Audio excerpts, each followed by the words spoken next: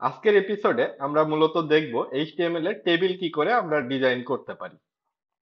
তো এর জন্য আমাদের যে ওয়েব ডিজাইন প্রজেক্টের যে ফোল্ডারটা আমরা নিয়েছি, ওয়েব ডিজাইন, সেই ফোল্ডারের ভিতরে আমি একটা টেবিল ডট এইচটিএমএল নামে একটা এইচটিএমএল ফাইল তৈরি করে নিয়েছি, বেসিক সিনট্যাক্স নিয়ে নিয়েছি এবং এটাকে আমাদের লাইভ সার্ভারে ওপেন করে নিয়েছি। এই কাজটা কিভাবে করতে হয় সেটা আমরা আমাদের আগের যে ভিডিওগুলো আছে এখানে সেই ভিডিওগুলোতে আমরা দেখিয়েছি। আমাদের চ্যানেলে এই টিউটোরিয়াল, এই এপিসোডের আগের এপিসোডগুলো দেখলে আপনারা এই বিষয়টা ক্লিয়ার হয়ে যাবেন যে কিভাবে আমরা এই প্রজেক্ট ফোল্ডারের ভিতরে এই ফাইলটা ক্রিয়েট করেছি এবং বেসিক সিনট্যাক্স নিয়েছি এবং লাইভ সার্ভারে ওপেন করেছি। এই বিষয়টা আমি আর আজকের এই ভিডিওতে দেখাচ্ছি না। তো আমরা আমাদের কোড করার আগে আমরা একটু আমাদের একটা টেবিল আমরা একটু দেখে নিই। এখানে আমাদের সামনে একটা টেবিল আমরা দেখতে পাচ্ছি, যেখানে স্টুডেন্টের নাম, সাবজেক্টের নাম এবং মার্কস আছে। তো এরকম হচ্ছে একটা টেবিল আমরা দেখতে পাচ্ছি। তো এই টেবিলটা দেখার পরে, এই ছবিটা দেখার পরে আমরা এটুকু বুঝতে পারতেছি যে একটা টেবিল তৈরি হতে গেলে রো এবং কলাম লাগে। রো আর কলাম যে পজিশনে সেট করতেছে করে এক একটা সেল গঠিত হচ্ছে, আর সেই সব সেলের ভিতরে আমরা ডেটা ইনপুট দিচ্ছি। তো তার ভিতরে আমরা এখানে দেখতে পাচ্ছি এইগুলা একটু মোটা, এই ফন্টগুলো একটু মোটা হয়ে আছে আর এগুলা নর্মাল টেক্সটে আছে। তো তার মানে আমরা বুঝতে পারতেছি যে এখানে আমাদের হেডিং দেওয়া আছে এবং বাকিগুলো আমাদের সেই হেডিং অনুযায়ী আমাদের হচ্ছে ডেটা আমরা ইনপুট করছি এক একটা সেলের ভিতরে। তো এই কাজটাই আমরা তো মাইক্রোসফট ওয়ার্ডে হরহামেশাই করে থাকি, বা আমাদের আহ, হচ্ছে খাতা কলমে আমরা হরহামেশাই করি। তো এই কাজটা যদি আমাদের হচ্ছে এইচটিএমএল এর মাধ্যমে আমাদের ওয়েব পেজের ভিতরে করতে কিভাবে হয়, তো সেই কাজটা আমরা আজকে দেখবো অ্যাকচুয়ালি। তো এর জন্য আমাদের এই টেবিল বানাতে গেলে প্রথম যে কাজটা করতে হবে আমাদের, সেটা হচ্ছে আমাদের প্রিভিউটাও একটু পাশাপাশি রেখে দিই। আমরা আমাদের যে বডির ভিতরে যেহেতু আমরা কাজটা করব, টেবিল প্রকাশ করতে গেলে আমাদের টেবিলের জন্য টেবিল ট্যাগ ব্যবহার করতে হবে। টেবিল ট্যাগ হচ্ছে double body tag. So table ট্যাগে শুরু থাকবে এবং শেষ থাকবে। আচ্ছা, টেবিল ট্যাগের শুরু থাকলো এবং শেষ থাকলো, যেহেতু এটা ডাবল বডি ট্যাগ। এবার এর ভিতরে আমাদের হচ্ছে কিভাবে আমরা এই রো আর কলাম দিতে পারি। তো টেবিল আমরা যখন এইচটিএমএল এর ক্ষেত্রে হচ্ছে এই টেবিল বানাবো, তখন আগে আমাদের রো যাবে, তারপরে আমাদের কলাম যাবে। তাহলে পরে এখন এই যে টেবিলটার ক্ষেত্রে আমরা যদি চিন্তা করি, তাহলে আমরা দেখতেছি যে একটা রো, দুইটা রো, তিনটা রো, চারটা রো, পাঁচটা রো। তো এখন স্বভাবতই আমাদের প্রশ্ন আসতে পারে, আমি যদি আগে রো দিব তারপরে আমি কলাম দিব, তাহলে পরে কি, আমি তো জানি না আমার কয়টা রো আছে আমার টেবিলে। তো আমার টেবিলে এখানে 5টা রো আছে, আমার তো 500 রো থাকতে পারে, তাহলে আমি কি করে জানবো? তো বিষয়টা আসলে সেইভাবে না। রো আগে আমরা দিব একটার জন্য, প্রথম একটা আমরা হচ্ছে এই একটা কলামকে আমরা এই একটা রোকে আমরা কল্পনা করব শুরুতে। তো আমি এই একটা রো নেওয়ার জন্য টিআর দিয়ে নিব। টিআর দিয়ে হচ্ছে টেবিল রো। তো এই টেবিলে এই রোটার ভিতরে আমার কয়টা কলাম আছে সেইটা আমাদেরকে আগে দেখতে হবে। তো আমি এখানে দেখতে পাচ্ছি যে আমার হচ্ছে এখানে 3টা কলাম আছে। তো এই এক একটা কলামের ভিতরে যে এই যে ডেটা গুলো আমরা ইনপুট করতেছি প্রত্যেকটা সেলে, এই প্রত্যেকটা সেলের ডেটা ইনপুটের জন্য আমরা অ্যাকচুয়ালি দেব টিডি। এই টিডির মাধ্যমে আমরা হচ্ছে কলাম তৈরি করতেছি, যে এই সেলের এক একটা সেল বানাইতেছি অ্যাকচুয়ালি। কিন্তু এই টিডির মিনিং হচ্ছে টেবিল ডেটা। তার মানে এক একটা কলামের ভিতরে তো আমরা এই যে ডেটা গুলো প্রোভাইড করতেছি, যে এই যে স্টুডেন্টের নেম, এক একটা স্টুডেন্টের নেম বা এই স্টুডেন্টের নেম সবগুলোই কিন্তু ডেটা। তো আমরা আপাতত হচ্ছে এখানে আমরা দেখতে পাচ্ছি আমাদের 3টা কলাম আছে। সো আমরা এই রোটার ভিতরে, এক একটা রোর ভিতরে আমরা 3টা করে কলাম নিয়ে নিব। সো আমার কিন্তু আলটিমেটলি একটা রো কমপ্লিট হলো এখন। এইবার এই রোটা আমরা হচ্ছে ডুপ্লিকেট করব যতবার আমাদের দরকার। আমার নিচে এখানে হচ্ছে আরো 1 2 3 4টা রো আছে। আমি এখন আমাকে এই ডিজাইনটাই যদি আমার পেতে হয়, তাহলে পরে আমি এই যে কলাম, আমাদের যে এই কলাম বলতেছি, সরি, এই যে রোটা টিআর এর শুরু থেকে শেষ পর্যন্ত এইটুকুকে আমি 4বার কপি করব। আচ্ছা, তো এখন যদি আমি আমার পেজটাকে সেভ করি, তাহলে পরে আমাদের কি আউটপুট হয় একটু দেখি আমরা।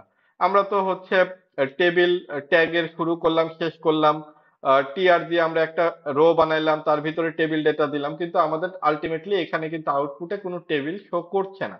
কারণ আমরা হচ্ছে টেবিল ডেটার ভিতরে কোনো রকম ইনপুট দেইনি। আমরা যখনই এর ভিতরে কোনো টেক্সট দেওয়া শুরু করব, তখন আমাদের সেই এই টেবিলটা কিন্তু ভিজিবল হয়ে যাবে। তো সেটাও আমরা একটু দেখে নিই। আমরা প্রথমেই মনে করেন স্টুডেন্ট নেম। আচ্ছা, প্রথমটাতে আমরা স্টুডেন্ট নেম দিলাম, তারপরেরটা হচ্ছে সাবজেক্ট নেম, তারপরেরটা আমরা সাবজেক্ট নেম এবং আমরা পরেরটা স্টুডেন্ট নেম। এবার কিন্তু আমাদের প্রথম যে রোটা সেটা কিন্তু কমপ্লিট হয়ে গেল। প্রথম রো এর হচ্ছে সব কয়টা কলাম আমাদের হয়ে গেল। এবার আমাদের হচ্ছে এটা প্রথম রো, এটা দ্বিতীয় রো, এটা তৃতীয় রো, এটা চতুর্থ রো, এটা পঞ্চম রো, এইভাবে আমাদের রো গুলা কাজ করবে। তো এখন আমরা প্রত্যেকটার ভিতরে আমরা ইনপুট দিয়ে দিই। সাপোজ এগুলাকে আমি কপি করতেছি। আচ্ছা, যেহেতু এটা কমন আছে তো আমি এটাকে একবারে প্রত্যেকটার দ্বিতীয় সেলে আমি এটাকে পেস্ট করে দিলাম। তারপরে নামগুলাকেও আমি একটু সময় নিয়ে কপি করে নিই।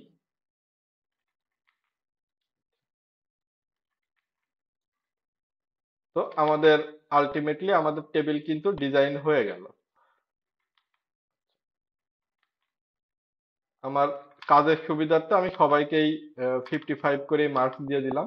আচ্ছা, এবার যদি আমি পেজটাকে সেভ করি তাহলে পরে কিন্তু আমি আমার হচ্ছে টেবিলটা দেখতে পাচ্ছি, কিন্তু আলটিমেটলি আমাদের এখানে আহ, আমাদের মাইক্রোসফট ওয়ার্ড ফাইলে যেমন এখানে বর্ডার দেখা যাচ্ছে, সেই বর্ডার গুলো আমরা আমাদের এইচটিএমএল এ দেখতে পাচ্ছি না। কিন্তু এটা দেখার জন্য টেবিল যে ট্যাগটা, এই ট্যাগের একটা অ্যাট্রিবিউট আছে বিওয়ার্ড বর্ডার। এই বর্ডার অ্যাট্রিবিউটে আমি ভ্যালু হিসেবে 1 2 3 4 যত দিব তত পিক্সেল করে আমার হচ্ছে বর্ডার অ্যাপ্লাইড হবে আমাদের পেজের ভিতরে। তো এই কোডটাকে আমি একটু জুম করে দিচ্ছি যাতে আপনারা বুঝতে পারেন। আলটিমেটলি আমাদের কোড হচ্ছে এটাই। পুরো কোডটাকে আমি একটু জুম করে আপনাদের সামনে দেখাচ্ছি।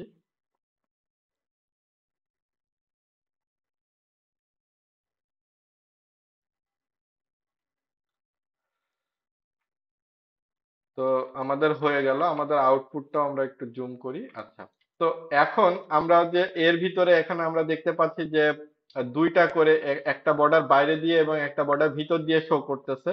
এই জিনিসগুলো আসলে আমরা কিভাবে এই মাইক্রোসফট ওয়ার্ডের মতো করেই একটা দাগ দিয়েই কমপ্লিট করব, এই জিনিসগুলো করতে আমাদের আসলে সিএসএস এর ব্যবহার নিতে হবে। যখন আমরা সিএসএস এর ভিতরে যাব তখন আমরা এই কাজগুলো সিএসএস দিয়ে করব। তো এখন আপাতত আমাদেরকে, আমাদের উদ্দেশ্য ছিল যে টেবিল ট্যাগটা সম্পর্কে আপনাদেরকে চেনানো। তো সেই কাজটাই এখন করা হইলো। তো একটা জিনিস কিন্তু এখনো বাকি রয়ে গেছে, সেটা হচ্ছে যে আমাদের এই স্টুডেন্টের name, subject name, student marks, এই লেখাগুলো আমাদের হচ্ছে একটু বোল্ড অক্ষরে ছিল, মানে আমরা বুঝতে পারতেছি যে এইগুলো আমাদের টেবিলের হেডলাইন। কিন্তু আমাদের আউটপুটে তো আমরা সবগুলোকে টিডি দিয়ে প্রকাশ করছি, এই জন্য আমাদের সবগুলোকে টেবিল ডেটা নর্মাল টেক্সট হিসেবেই দেখাচ্ছে।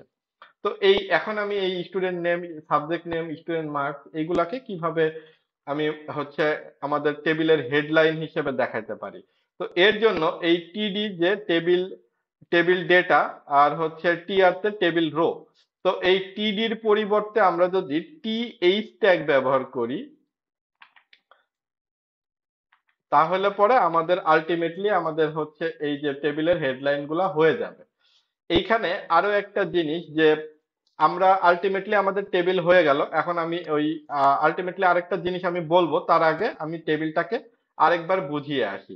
আমি প্রথমে আমার টেবিলটাকে আমি যখন এইচটিএমএল এ কোড করব, টেবিল ট্যাগ আমি হচ্ছে ওপেন, টেবিল ট্যাগের শুরু এবং টেবিল ট্যাগের শেষ আমি করব। আমি টেবিল ট্যাগের শুরু এবং টেবিল ট্যাগের শেষটা করে নিব। তার ভিতরে আমি প্রথমে একটা টিআর নিয়ে নিব। শুরুতে আমি আর কিছু না দেখে আমি একটা টিআর নিয়ে নিলাম। তো এইবার আমি টিআর নিয়ে নিলাম মানে আমি একটা পুরো একটা রো নিয়ে নিলাম। এইবার আমার এর ভিতরে যতগুলো কলাম থাকবে আমি সেই কলামগুলোকে টিডির মাধ্যমে আমি দিয়ে দিব, দিয়ে একটা রো প্রথমে আমি তৈরি করে নিব। তারপরে আমার যতগুলোই রোই থাকুক না কেন আমি সেটাকে ডুপ্লিকেট করা শুরু করব। এইভাবে আমি আমার টেবিলটা ডিজাইন করব। সো আমরা এটাকে সহজে এই কাজটা করতে পারবো। তো এখন আরেকটা জিনিস যেটা বলতে গেছিলাম যে আমাদের এই টেবিলকে আমরা কিন্তু আবার গ্রুপিংও করে রাখতে পারি। যেমন আমাদের এই অংশটা, এটা হচ্ছে আমাদের টেবিলের হেডলাইন, এই অংশটা আমাদের বডি সাপোজ। তারপরে সাপোজ আমাদের যদি আরো একটা কলাম থাকে যেখানে আমাদের ক্লোজিং টাইপের কোনো কিছু থাকলো, যে টোটাল স্টুডেন্ট 4, তারপরে এখানে 1 কমন সাব,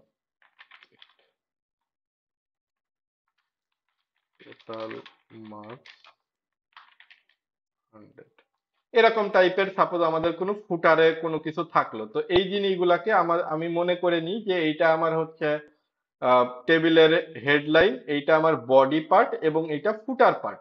তো আমরা সেই জিনিসটাকে আমাদের কোডের ভিতরে কিভাবে অর্গানাইজ করে রাখতে পারি, তো সেই সেই কাজটা আমি এখানে, যেহেতু আমরা আরেকটা রো অ্যাড করলাম, তো আমি একদম লাস্টের রোটাকে আবার একটু ডুপ্লিকেট করে আমি হচ্ছে এই ডেটাগুলো ইনপুট দিয়ে নিই। আমি এই ডেটাগুলোকেও ইনপুট দিয়ে নিচ্ছি।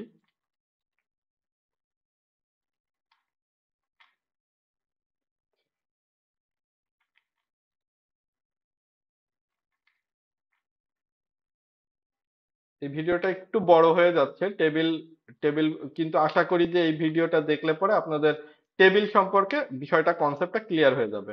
এখন আমরা একটু সেভ করি, আমরা এখন দেখতে পাচ্ছি। সো আমরা এখন মনে করি যে আমাদের টেবিলটাকে যদি আমরা আর অর্গানাইজ করে রাখতে চাই, যে এটাকে আমরা টেবিলের হেডিং এবং এইটুকুকে আমরা হচ্ছে টেবিলের বডি এবং এইটাকে আমরা টেবিলের ফুটার হিসেবে কল্পনা করে নিচ্ছি। তো আমরা এইটাকে কিভাবে আমাদের হচ্ছে র্যাপার দিয়ে আমরা র্যাপিং করে রাখতে পারি। তো এর জন্য আমাদের হচ্ছে যে এই যে রোটা, সেই রোটা কোনটুকুনো, আমাদের এই যে টেবিল এর ভিতরে এই টিএইচ এর যে পার্টটা, এইটা, এই পার্টটার শুরুতে আমরা যদি এখানে যদি আমরা টি হেড, টি হেড এইগুলা হচ্ছে আমাদের এক ধরনের র্যাপার হিসেবে কাজ করবে।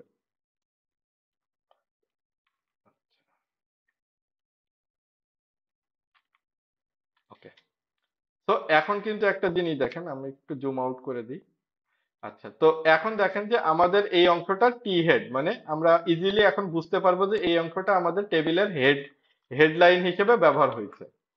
আচ্ছা, তারপরে আমাদের হচ্ছে নিচের অংশটাকে আমরা টি বডি, এর ভিতর মাধ্যমে আমরা হচ্ছে র্যাপ করে রাখতে পারি। কতটুকু অংশ আমরা হচ্ছে এই ডেটাটুকুনো, আমাদের যে এই যে ডেটাটা, এইটাকে আমরা টেবিলের বডি হিসেবে বিবেচনা করতেছি। সো আমরা এই রোর যে শুরু, সেই মানে এই রোটার শুরু থেকে আমরা হচ্ছে এই রোটা শেষ পর্যন্ত হচ্ছে আমরা টেবিল বডিকে দিয়ে দিব। তো আলটিমেটলি আমরা এই পর্যন্ত টেবিল বডিটা দিয়ে দিচ্ছি। আমরা একটু এটাকে অর্গানাইজ ভাবে সাজিয়ে নিই। এবার আমরা আমাদের এই যে ফুটার অংশটা আছে, সেই ফুটার অংশটাকে আমরা নিয়ে কাজ করব। তো এর জন্য আমাদের টি ফুট বলে যে ট্যাগটা আছে এইচটিএমএল এ, সেই ট্যাগটাকে আমরা ব্যবহার করব এই টেবিলের ফুটারের জন্য। টি ফুট টেবিল ফুটার। তো এর জন্য আমরা যেহেতু এই এই রোটার ভিতরে আমাদের এই তিনটা কলামই আছে খালি, তো এতটুকুই যেহেতু আমাদের কোড, তো আমরা এটাকে সিলেক্ট করে আগে কাট করে নিচ্ছি, যাতে আমাদের এই যে আমাদের যে নেস্টেড ভাবে আমরা যে কাজটা করে আসতেছি, আমাদের সুন্দর যে স্ট্রাকচারটা আছে কোডের, এটা যাতে নষ্ট না হয়, বারবার ঠিক যাতে না করতে হয়। তো আমরা সেজন্য এটাকে নিয়ে নিলাম। এটা ঠিক করার জন্য আসলে এক্সটেনশন আছে, তো সেটাও আমরা পরবর্তীতে দেখব। তো এই হচ্ছে আমি টি ফুড ট্যাগ নিলাম এবং টি ফুড ট্যাগের শেষ করলাম, তার ভিতরে আমি টিআর, আমি যে অংশটা হচ্ছে আমার ফুটারে ছিল সেটাকে আমি পেস্ট করে দিলাম। তারপরে পেজটা সেভ করলাম। আমি কিন্তু আমার আউটপুট ঠিক সেমই দেখতে পাচ্ছি আগে যেমন ছিল, কিন্তু এখন কিন্তু আমার যে এই টেবিলটার, আমার হচ্ছে টেবিলের হেডার, টেবিলের বডি এবং টেবিলের ফুটার, এই অংশটা একদম পুরোপুরি অর্গানাইজড ওয়েতে সাজানো হয়ে গেল। তো আশা করি যে টেবিল বা এইচটিএমএল এ কিভাবে টেবিল বানাইতে হয়, এবং আমাদের এখানে হচ্ছে চারটা রো থাকুক বা পাঁচটা রো থাকুক, বা এখানে তিনটা কলাম দিয়ে দেখানো হয়েছে, তিনটা কলাম থাকুক বা 10টা কলাম থাকুক, আশা করি যে আপনাদের আর এই টেবিল ডিজাইন করতে কোনো রকম ঝামেলা হবে না। তো যদি এরপরও যদি কোনো সমস্যা থেকে থাকে, অবশ্যই আমাদেরকে জানাবেন, আমরা সেই জিনিসটা সলভ করে দেওয়ার চেষ্টা করব। আশা করি টেবিল সম্পর্কে ক্লিয়ার ভাবে বুঝতে পারছেন। তো পরবর্তী ভিডিও দেখার আমন্ত্রণ থাকলো। ধন্যবাদ সবাইকে। আসসালামু আলাইকুম।